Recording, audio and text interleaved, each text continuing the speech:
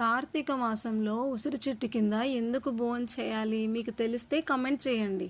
నాకు తెలిసిందైతే లక్ష్మీ నివాసము ఉసిరి చెట్టులో ఉంటుంది అనేది ప్రీతి. సో కార్తీక మాసంలో ఉసిరి చెట్టు కింద భోజనం చేస్తే చాలా మంచిదని మన పెద్దలు చెప్తూ ఉంటారు. కాబట్టి నేను కూడా కార్తీక మాసంలో ప్రతి సంవత్సరము ఇలా చెట్టు కిందకి వెళ్ళి ఒక్కసారైనా ఖచ్చితంగా భోంచేస్తాను.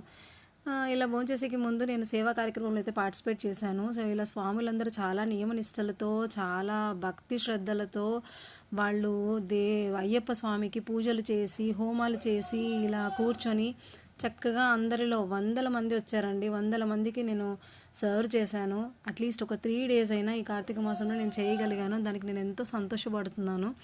సో మంచిగా ఇక్కడ సేవా కార్యక్రమంలో అయితే బాగా పార్టిసిపేట్ చేశారు అందరూ కూడా. పూజలు చేసుకొని దాని తర్వాత ఈ ఆకులన్నీ, ఇస్తర్లన్నీ ఎత్తితే చాలా మంచిది కాబట్టి అందరి స్వాములవి నేను ఇలా చేశాను అన్నమాట.